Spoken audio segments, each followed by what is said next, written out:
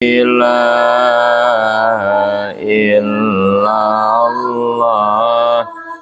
la ma'buda illallah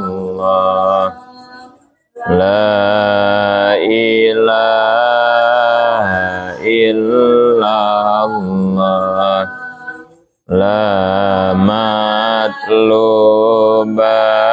illallah la ilaha illallah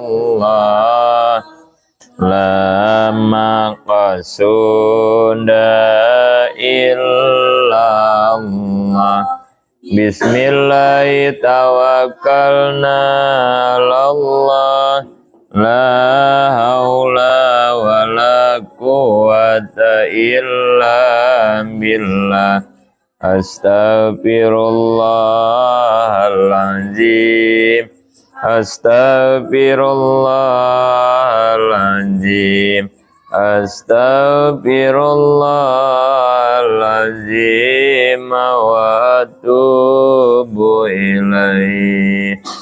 Al-Fatihah.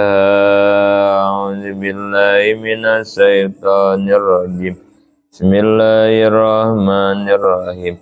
Alhamdulillahi rabbil alamin. Ar-Rahmanirrahim. Maliki yaumiddin. Iyyaka na'budu wa iyyaka nasta'in. Ihdinas siratal mustaqim.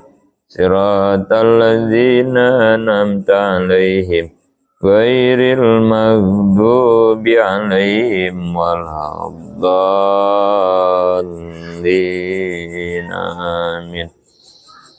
Rabbi zidni ilma warzuqni fahma walhiqni bis-sholihin birahmatika ya arhamar rahimin.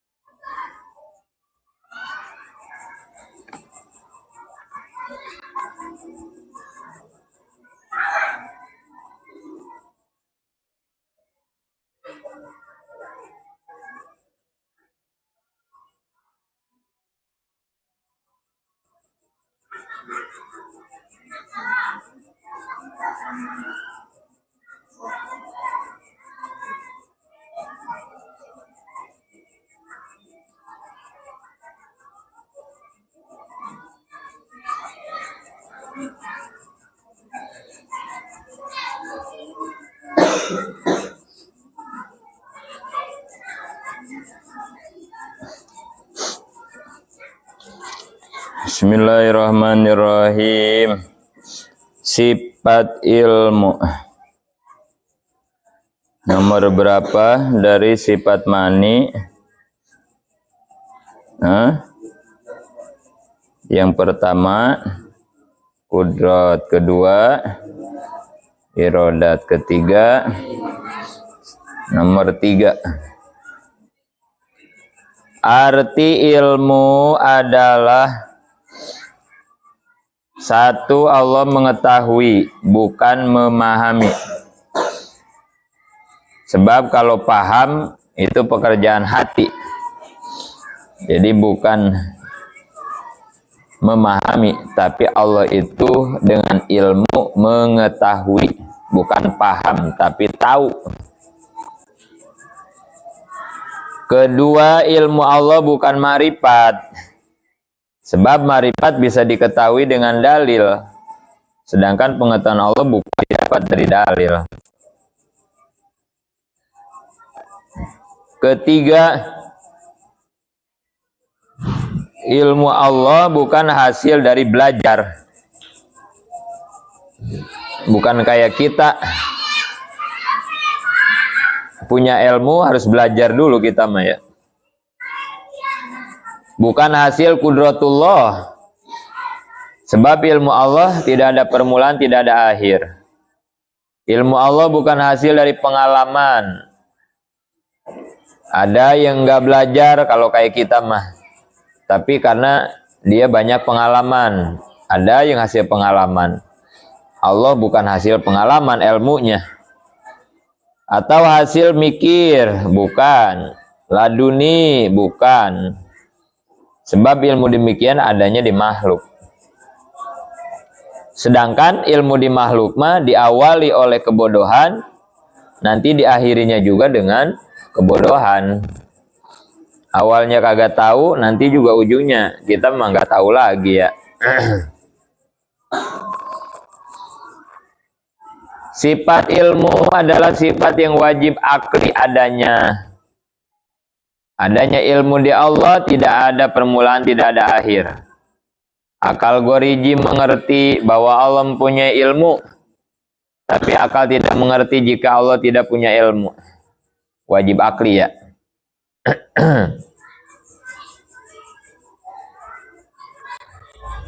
Ta'aluk sifat ilmu. Ingat, setiap seluruh sifat ma'ani mempunyai ta'aluk ya. Semuanya. Berarti termasuk sifat ilmu. Ta'aluk ilmu itu inkisab. Apa inkisab? Membukakan. Dengan ilmu Allah bisa membuka semuanya. Tidak ada yang tertutup ya. Dengan ilmu nggak ada lagi yang tertutup, nggak ada lagi yang nggak ketahuan. Itu ya. Semuanya terbuka, inkisab. Ya di kita juga begitu ya, ilmu mah. Kalau kita punya ilmu, apa yang tertutup dari kita ya? Insya Allah semuanya jadi terbuka. Makanya ada yang dalam keterangan itu ada yang mengatakan al-jahlu zulmatun gitu ya. Bahwa bodoh itu adalah kegelapan. Kalau ilmu, al-ilmu nurun gitu ya. Al-jahlu zulmatun, al-ilmu nurun. Tapi kalau di Sunda suka diplesetin, suka dibecandain. Al ilmu nurun, ilmu itu niron, gitu ada. Kalau bahasa Sunda mah ya. Pak Jri tahu nggak niron? Nggak tahu ya. Bahasa Sunda niron mah ya. Bintang tahu nggak? Enggak. Apa ulan niron? Hah? Niron, bahasa Sunda. Niron. Bahasa Sunda ada nggak di Bandung niron? Apa nopan? Nyontek, niron teh kan? Ulah niron sih ya. Itu. Jangan nyontek. Kalau ulangan jangan nyontek gitu ya. Ulah niron. Kan itu ada keterangannya. Al ilmu nurun. Ilmu itu nyontek, niron ada lain ya. Ilmu itu cahaya, nurun. Sedangkan kalau kebodohan, julmatun, kegelapan. Ya, itu yang disebut inkisab tuh begitu ya. Dengan punya ilmu, kita sama dengan membawa cahaya. Tidak ada jalan yang gelap. Semuanya menjadi terang, terbuka, jadi mudah gitu ya. Tapi kalau bodoh, aduh, hidup kesandung mulu, hidup kedagor mulu, kan gitu ya. Kalau jadi orang bodoh, ya. Jadi celaka mulu ya, kalau bodoh mah ya. Makanya harus jadi kemauan paling kencang ya. Saya harus pintar, harus bisa, harus ngerti, harus paham gitu. Saya harus punya ilmu. Karena dengan ilmu semuanya jadi mudah ya. Beda sama orang yang bodoh, aduh, kesiksa.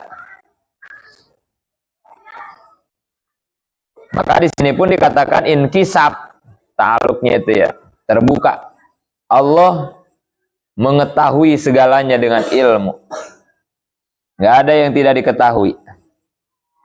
Ilmu Allah adalah hak, adanya di Allah. Adanya tidak menunggu, diimankan. Sekalipun semua makhluk tidak percaya, Allah tetap mempunyai sifat ilmu.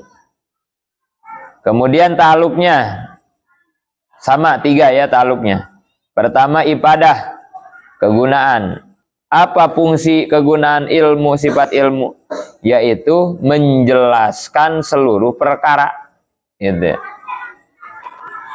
Kalau tadi disebutnya inkisab, terbuka, nggak ada yang tidak jelas, nggak ada yang nggak ketahuan. Itu tidak ada barang maujud yang zahir ataupun yang batin, hisi atau akli, ruhani atau jasmani, benda kecil yang hitam legam terletak di atas batu yang hitam, berada di malam hari yang gelap gulita, tetap semuanya ketahuan, diketahui oleh Allah gitu ya. Jadi nggak ada bedanya Allah mah ya. Kalau kita bisa tahu yang kelihatan doang, yang johir. Kadang kalau yang ngumpet kita nggak tahu ya. Makanya di akhlak dikatakan ya, ada seorang guru yang ngetes santrinya, pengen tahu nih pemahaman santri udah nyampe mana. Akhirnya kata guru, silakan semuanya megang ayam 1 ekor sama pisau.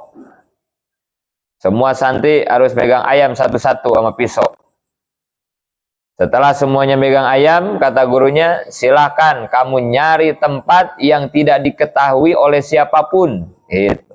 Kemudian ayam itu potong.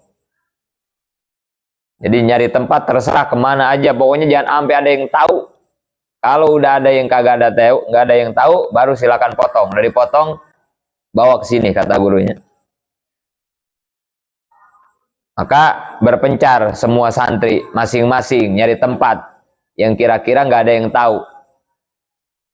Ada yang di dalam gua motong, ada yang di dalam kamar, kolong saung, wah pokoknya di mana aja, di dekat pohonan, ada yang naik ke atas, wah segala macam. Yang penting dia kagak ketahuan. Potong aja. Semuanya beres, nyetor ke gurunya. Beres, sudah dipotong semua. Tinggal satu lagi, belum datang-datang nih santri. Kemana ini, kata gurunya nggak datang-datang. Lama ditungguin. Begitu lama ditungguin, datang, ternyata ayamnya masih hidup.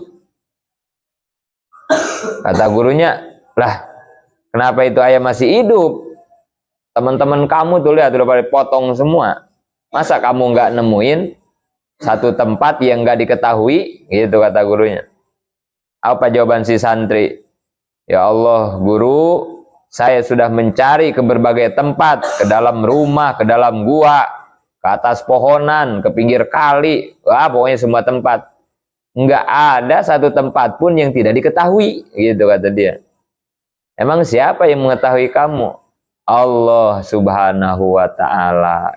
Wah, ini ternyata dari sekian santri yang dinyatakan lulus, yaitu dia satu. Nah ini katanya baru nih. Santri yang ngerti, yang paham, yang ketaikan nih, yang begini nih katanya. Jadi kalau yang tadi mah beranggapan diketahui itu diketahui makhluk begitu ya. Padahal maksud gurunya mah diketahui oleh Allah gitu ya. Nah ini nih yang lurus satu nih gitu ya. Jadi nggak ada ya kita mau lari kemana, kita mau ngumpet kemana, nggak bisa. Semuanya pasti diketahui oleh Allah ya. Sehingga bisikan hati pun diketahui oleh Allah. Hati kita ngomong nih, ya kita sih nggak bakal tahu ya.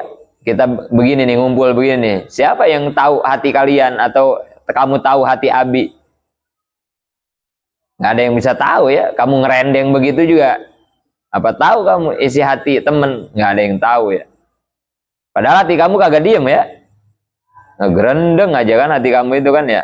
Pernah nggak hati kita diem? Pernah nggak? Nggak pernah ya. Banyakan ngomong hati apa mulut? Hati. Mulut mah terbatas ya, ada capeknya. Tapi hati kita, waduh, gerendeng apa aja udah pokoknya ya, diomongin kan itu. Dan itu tidak ada yang tahu. Tapi buat Allah, ucapan hati kita diketahui ya. Diketahui oleh Allah. Maka hati-hati.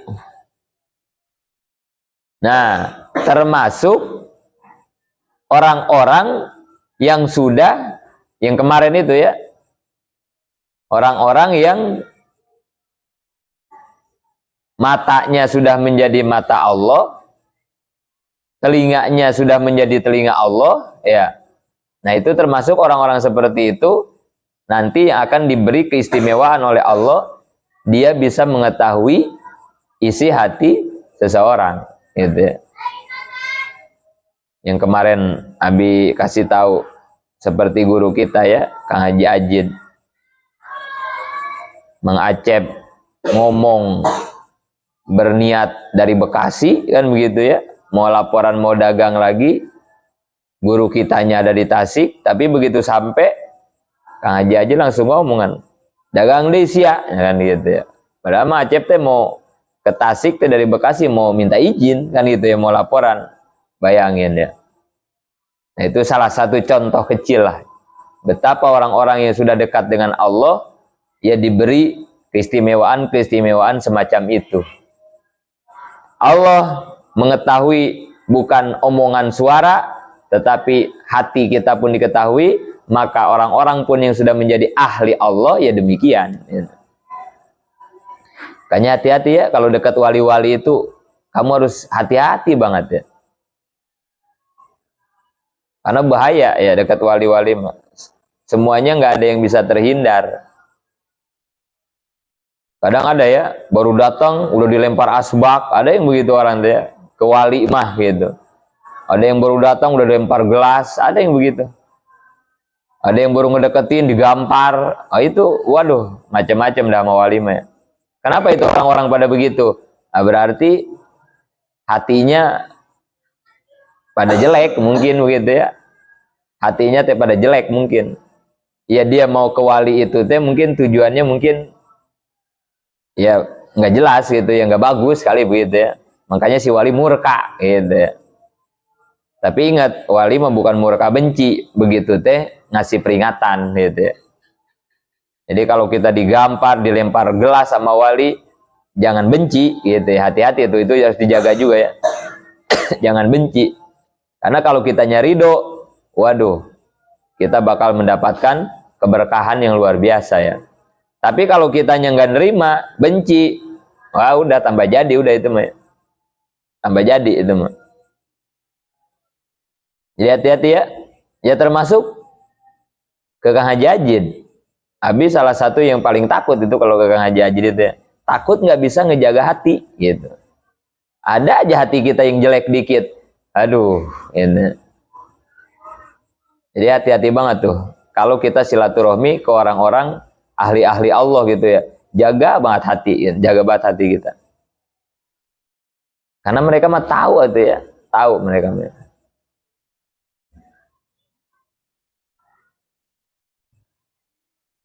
Jadi harus siap-siap lah gitu ya. Kita siapin dulu nih, lempengin dulu hati gitu, lempengin dulu hati.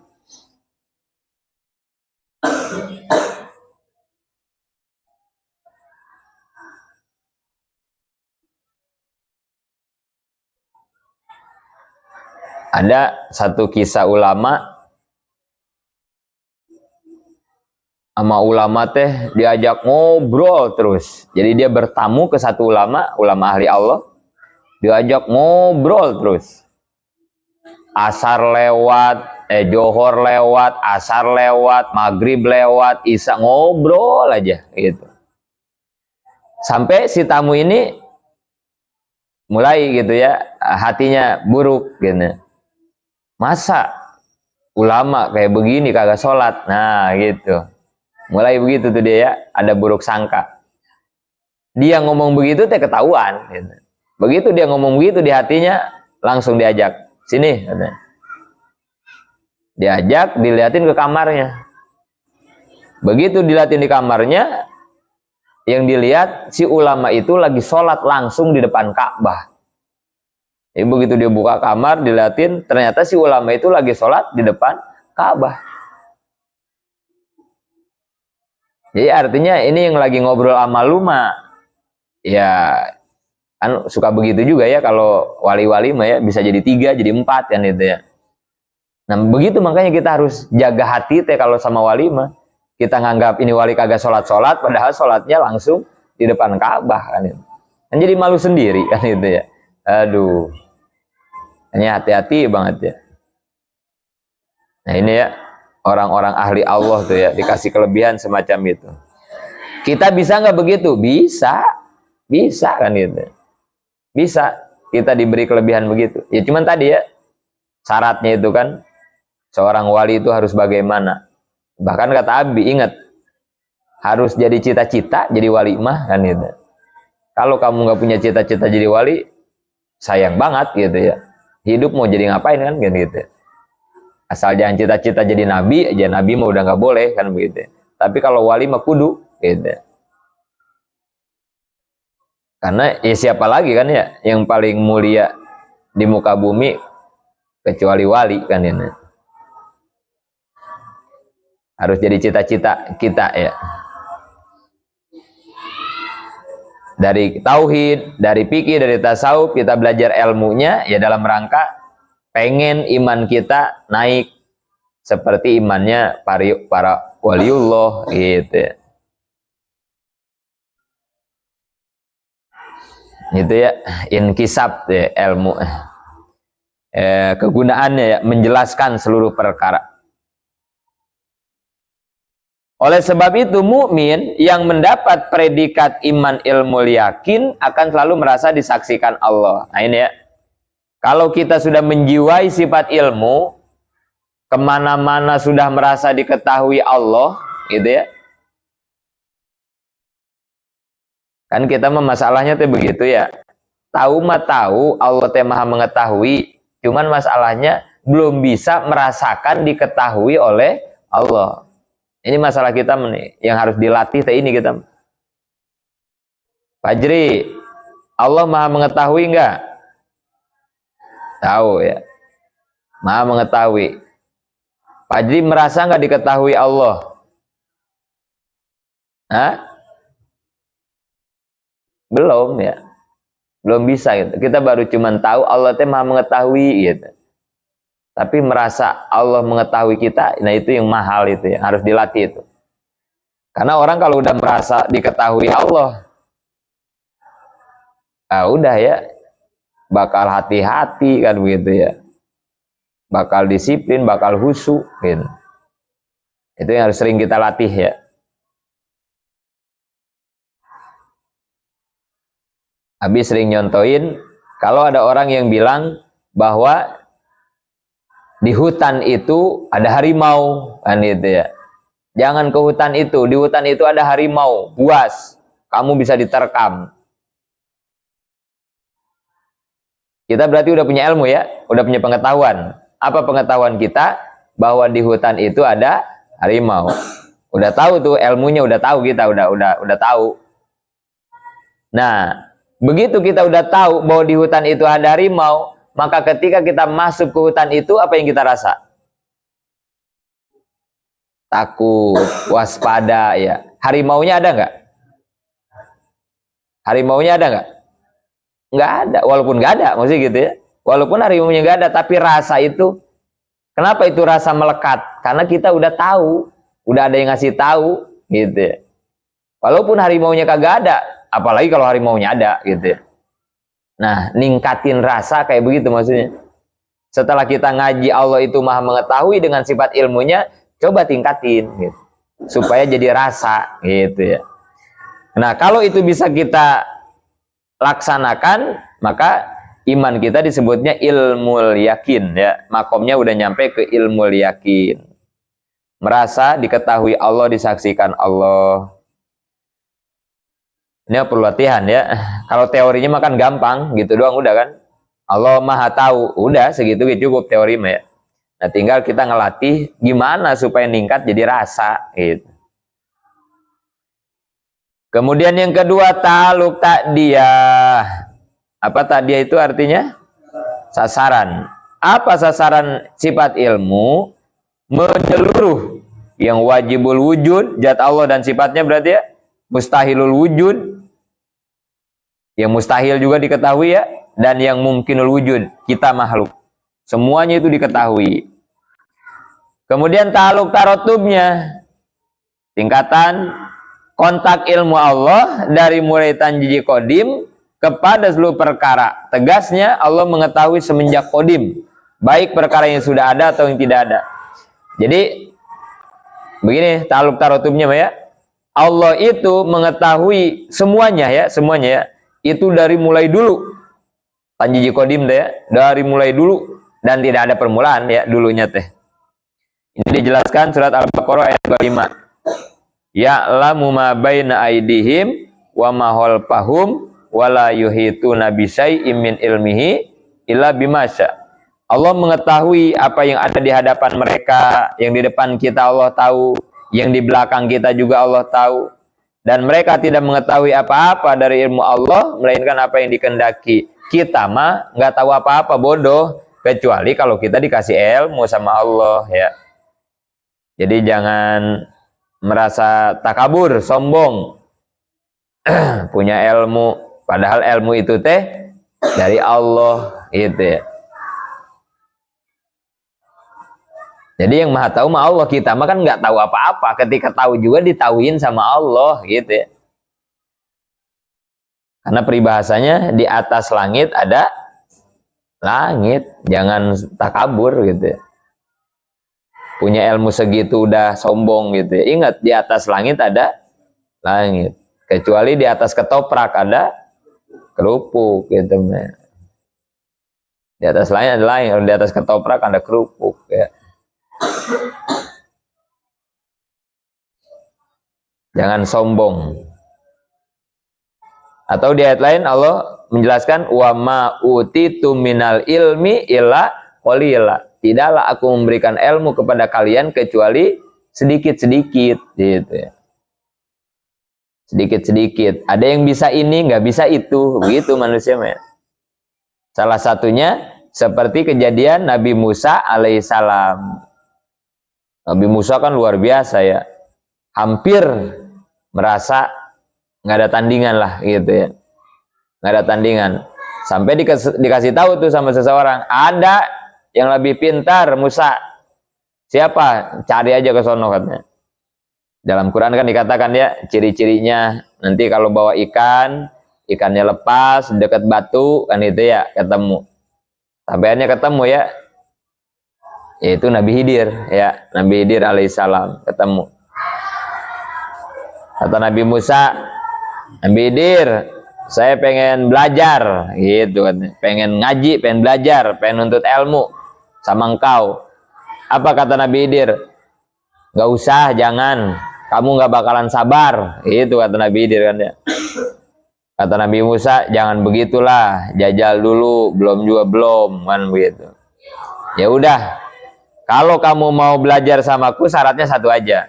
Jangan banyak nanya. Nah gitu ya kata Nabi Khidir ya. Jangan banyak nanya. Itu di Quran kan dijelasin begitu ya. Pertama naik apa? Naik perahu. Ya, pertama itu naik perahu Nabi Khidir sama Nabi Musa. Terus perahunya diapain? Dibolongin ya. Di tengah-tengah laut perahu dibolongin, dirusak kan itu. Aduh, Nabi Musa getek kan gitu ya. Aduh, mau nanya takut dipecat jadi murid kan itu ya. Kagak nanya, gua mati kelelep kan begitu ya. Gimana ini kata Nabi Musa? Hanya nggak kuat nanya. Ini kenapa perahu dibolongin? Gitu ya, perahu bagus-bagus dibolongin. Kata Nabi Khidir, ah Musa kamu udah ngelanggar. Udah, nggak bisa dilanjut lagi nih ngajinya, belajarnya. Kata Nabi Musa, aduh mohon maaf, saya lupa, kasih kesempatan. Dimaafin, kasih lagi kesempatan. Turun dari laut, di pinggir pantai, kemudian apa yang dilakukan Nabi Khidir? Pas di pinggir pantai itu, ada anak-anak kecil, lagi pada main ya, ditangkap satu orang anak kecil, cekek langsung, mati itu bocah ya, ngek-ngekan. Aduh, kata Nabi Musa, apalagi ini katanya nih. Kagak nanya, nggak kuat, nanya. Ini nggak kuat, nanya lagi. Kenapa itu kamu bocah nggak punya dosa? Oh, dibunuh Nabi Khidir. Udah Musa. Udah kedua kali nih kamu. Udah nggak bisa lagi melanjutkan. Kata Nabi Musa, kasih kesempatan satu lagi. Kalau saya tidak sanggup, maka ya udah, saya nggak bakalan melanjutkan. Gitu kan ya. Ya udah, kata Nabi Khidir.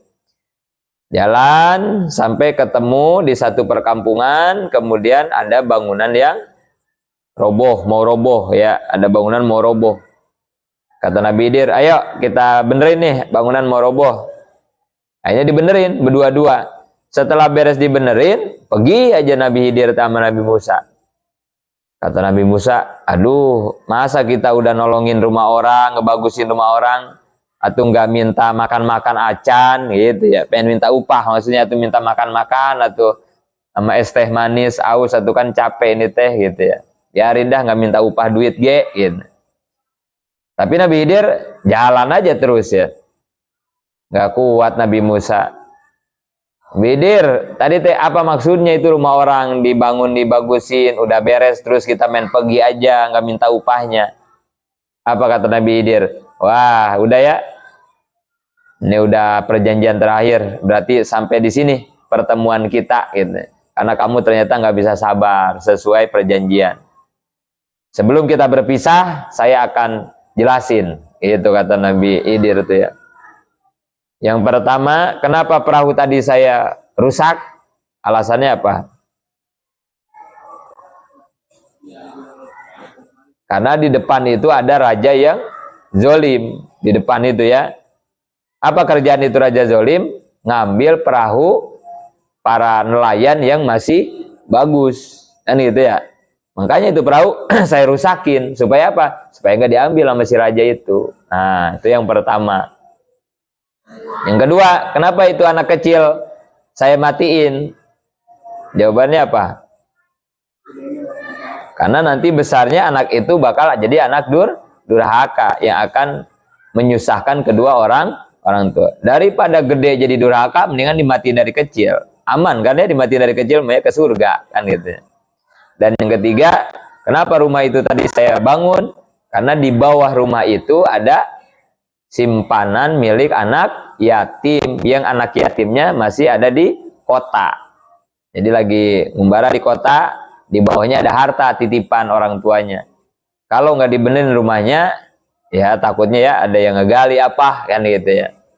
Nah itu Musa gitu. Nah dari situ Nabi Musa baru sadar, iya ya, ternyata ada yang lebih pintar dari aku gitu, yaitu Nabi Khidir. Ilmunya udah sampai kelas ilmu hakikat.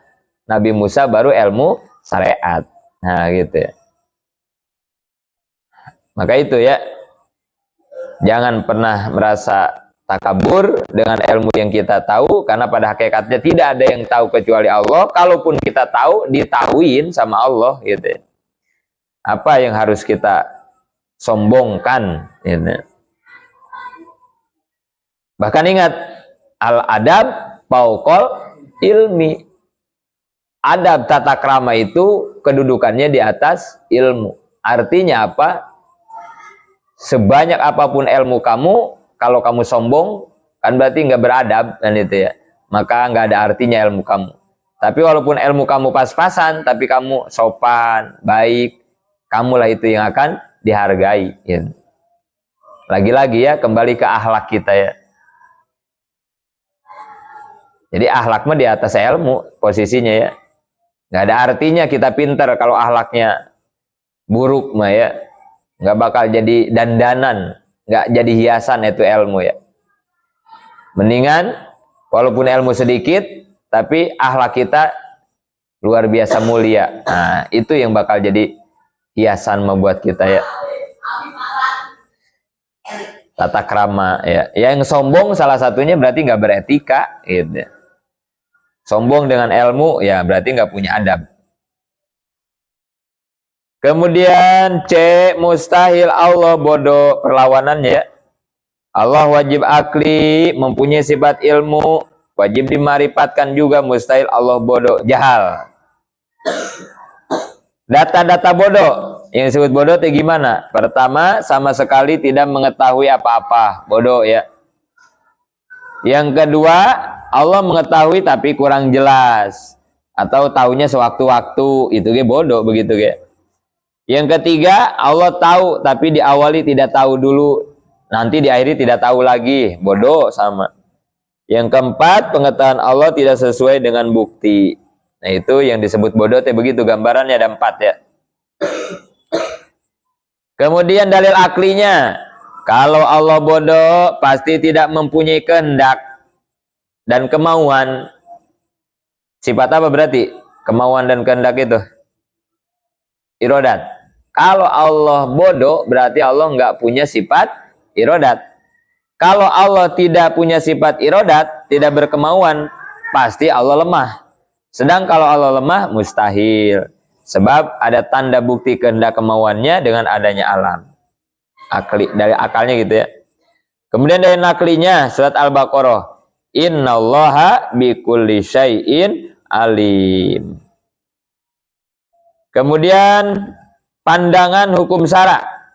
Pertama, hukum syara mewajibkan kepada seluruh mukallaf harus memarifatkan Allah, wajib sifat ilmu. Dengan resiko sah imannya, kalau tidak percaya tidak sah dan disiksa. Jelas itu ya. Kedua, Asy'ari Allah dan Rasul membenarkan akan ketetapan hukum akal yang telah memarifatkan kepada adanya ilmu Allah. Ketiga, syara menganjurkan kepada mukminin agar menjiwai selalu bahwa segala isi hati, rasa, perasaan selalu diketahui oleh Allah.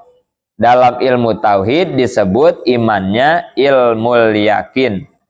Dan ilmu tasawuf menempati makom tersebut di makom muqarabah, yang manfaatnya makom ini akan selalu menjaga diri dari maksiat, tenang dikala ada kegoncangan, dan tentram dikala ada kericuhan. Kenapa? Karena dia merasa diketahui oleh Allah. Gitu. Jadi kalau udah merasa diketahui oleh Allah, ya udah ya, aman, tenang, kan itu. Nggak ada takut, nggak ada risau. Ya orang lagi dipantau sama Allah, kan itu masa. Kayak orang penakut, takut setan, biasanya pengen ditemenin, kan itu ya. Orang penakut itu ya malam-malam gelap lewat ke situ takut, atau lewat kuburan takut, biasanya pengen ditemenin. Coba kalau orang penakut pengen ditemenin, pengen diapain? Sebetulnya dia pengen diapain kalau ditemenin tuh? Orang penakut mau lewat itu terus dia minta ditemenin sama teman, sama siapa? Sebenarnya dia pengen diapain kalau ditemenin tuh? Hah? Atau ada yang begini juga, kalau dulu mah nih, dia mau lewat satu jalan takut, bilangnya begini, liatin gua ya, pokoknya kalau gua belum ini, lu jangan masuk dulu. Nah suka ada begitu juga ya, jadi dia selalu ngeliatin aja dia jalan gitu ya. Jadi orang teh kalau takut cuman pengen ada yang ngeliatin doang, begitu. Walaupun jauh ya, asal diliatin aja nggak apa-apa. Begitu dia udah nggak takut, gitu ya. Orang yang penakut kan biasanya begitu ya. Cuman ditemenin teh, cuman pengen diliatin, gitu doang. Ditemenin teh. Jadi orang kalau udah diliatin berarti nggak takut, gitu ya. Nggak takut. Maka wajar ya kalau orang sudah merasa diketahui Allah, nah gitu ya. Udah tenang. Allah mengetahui kita terus, kan begitu. Termasuk guru kita, Abah Haji Ajid. Itu salah satu ininya apa ya? Jadi mungkin kalau kata kita mah jadi kurang ngerti juga ya, kalau menurut pandangan kita gitu ya. Ternyata guru kita itu, kalau kata orang Sunda, borangannya luar biasa gitu ya. Disebutnya borangan atau penakut lah kalau kata kita ya. Tapi penakutnya bukan penakut sama orang gitu ya, penakut bukan gitu ya. Jadi penakutnya penakut ya bisa dikatain jadi siena takutnya takut sama jurig gitu ya, takut jurig. Wah. Tapi rata-rata kalau keluarga Miftahul Huda kayak Umi itu, aduh gitu ya. Nggak hilang-hilang takutnya gitu ya, borangan penakutnya. Abah Haji sampai begini, kalau lagi toilet nih nggak berani sendirian dia mah, apalagi kalau di tempat-tempat orang lah gitu ya, harus ada aja yang nungguin gitu ya. Caranya gimana? Kadang lucu, jempol kaki kita disuruh dikepintuin gitu ya. Jadi pintu toiletnya nggak ditutup, dibuka. Nah, kan kalau ditungguin diliatin mah masa iya ya, guru kita di toilet kita kan nggak mungkin ya. Makanya Abah Haji Haji sebenarnya eta jempol suku maneh cenah ka pantaukeun gitu. Jadi jempol kita teh, jempol kakinya ditololin gitu ke pintu WC. Jadi kan berarti untuk meyakinkan bahwa kita ada kan gitu ya. Udah segitu kayak ya nggak takut gitu ya, sampai begitu tuh. Orang kalau udah takut ya gitu ya, sampai ke WC pengen ditemenin ya. Ya cuman ya maksudnya ini mah, ini guru kita gitu ya, bukan berarti apa-apa ya, yaitu makan basariah kemanusiaan ya. Orang kalau udah penakut begitu gitu ya. Nggak ada obatnya penakut, nggak ada obatnya. Aduh ya, nggak ada obatnya. Dan ada cerita ya, malam-malam santri pengen berak. Karena kalau di kita mah ya ada WC enak kan gitu ya. Kalau kayak di Banten, di daerah-daerah Garut kan, BAB teh ke kebon dulu mah kan ya, ke kebon kan gitu, atau ke Pacilingan disebutnya ya, ke balong-balong gitu. Mana jam 1 mules pengen BAB katanya. Kebetulan malam itu ada nenek-nenek juga yang mau BAB katanya kan gitu ya. Ya nenek-nenek ya, masa iya pakai kerudung kan begitu ya, malam-malam lagi. Beres BAB dua-duanya ketemu di jalan, dasar santri penakut kan gitu ya. Melihat nenek-nenek nggak pakai kerudung kan gitu ya, rambutnya wagui kan begitu. Nenek-nenek namanya habis BAB kan itu. Disangka dia ya juri kali kan gitu ya. Itu mau digebuk sekencang-kencangnya kata si nenek. Ya, jadi sangka dia juri kan begitu ya. Orang penakut begitu kan, nggak ada obatnya. Digebuk sekencang-kencangnya. Wah, untung kagak pingsan kali ya, memar lah, benjol gitu ya.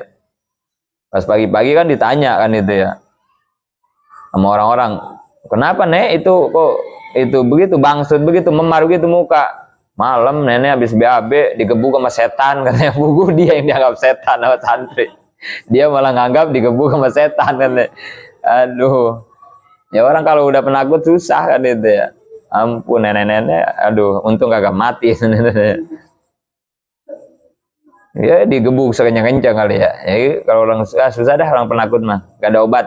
Katanya cara ngobatin borangan gitu penakut, harus mau ngedeketin mayit gitu ya. Jadi kalau ada yang meninggal tuh harus mau ngelihat wajahnya, bahkan kalau bisa ikut mandiin, megang lah gitu ya, megang. Bahkan kalau bisa mah nurunin ke makam ya. Bahkan kalau mampu lagi ngebuka pipinya gitu ya. Nah, itu katanya kalau yang udah sembuh penakutnya gitu ya, sembuh. Abi juga sama gitu ya dulu, aduh takut banget gitu ya kalau bangun malam apa penakut Abi juga. Tapi itu nyobain yang tadi gitu ya. Kalau ada yang meninggal ngelihat wajahnya gitu ya. Kan kalau orang yang takut mah kayak Umi itu seumur-umur gak bakal berani dia ngelihat muka mayit ya. Kalau nyolawat gitu tajah, Umi mah nggak berani. Kan kita biasa kalau itu kan dibuka gitu ya ngelihat kan itu ya. Umi mah nggak pernah sampai sekarang juga. Karena dia kalau ngelihat kebayang-bayang, wah udah nggak bakal bisa tidur gitu ya. Padahal cuma mukanya doang. Kalau penakut begitu kata dia ya. Padahal itu obat ya.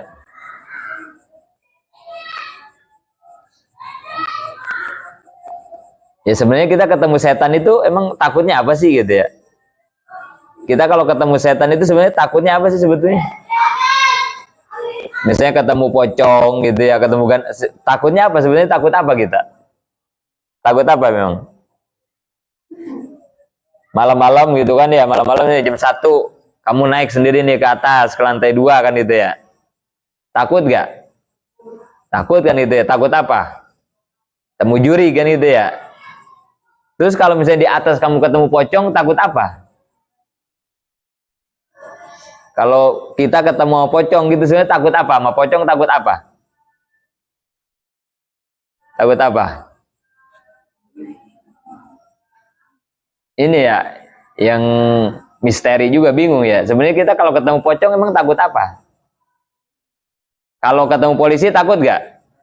Takut apa? Nah itu kan jelas takut ditilang kan gitu ya. Nah kalau ketemu pocong takutnya takut apa? Hah? Takut apa? Ada nggak pocong nyekek? Ngebunuh nyekek ya ada di film doang ya. Seumur hidup kamu pernah nggak mendengar ada orang mati sama juri kan gitu ya? Nggak pernah ya. Terus yang kita bikin takut apa sebetulnya? Bukan takut sebetulnya mah ya. Hah?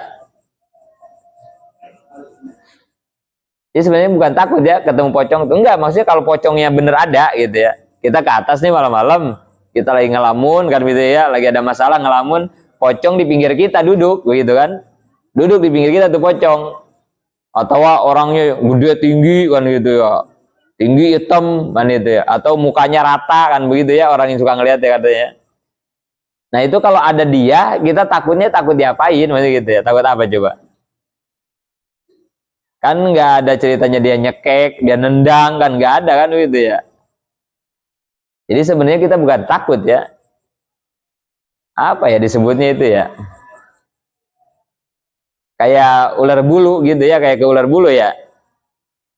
Kamu ke ular bulu takut gak? Kan pasti ngomongnya takut ya. Emang takut diapain? Ya takut gatal doang kan begitu ya.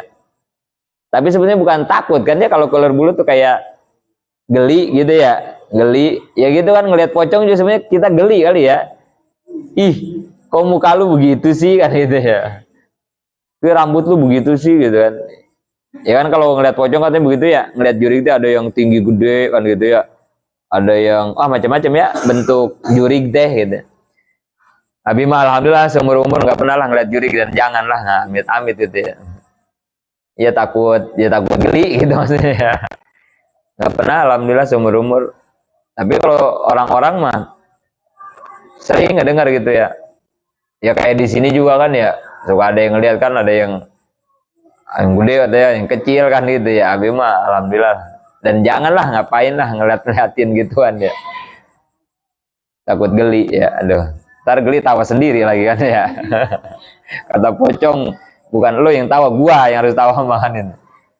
Habis kita geli kan ngeliat dia ya jalan aclok-aclokan kan gitu ya. Nggak pernah alhamdulillah ya. Jadi sebenarnya bukan takut ya, karena nggak ada orang mati sama juri, nggak ada ya. Ya cuma itu aja lah, geli kali ya, geli. Aduh. Lihat pocong ya. Gitu ya. Kayak orang yang penakut, dia hanya butuh diliatin gitu ya. Liatin ya, berani itu dia. Maka orang-orang yang sudah menjiwai sifat ilmu, dia akan merasa diketahui. Kalau diliatin mah basor ya. Ini mah berarti kan diketahui ya. Diketahui juga kayak diliatin atuh ya. Udah nggak bakalan panik, udah nggak bakalan apa. Karena dia merasa Allah tahu gitu ya. Kenapa harus takut kan itu?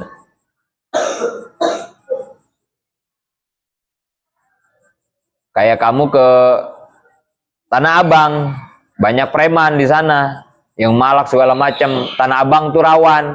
Tapi kamu kenal sama Hercules, sama ketuanya preman Hercules itu kan.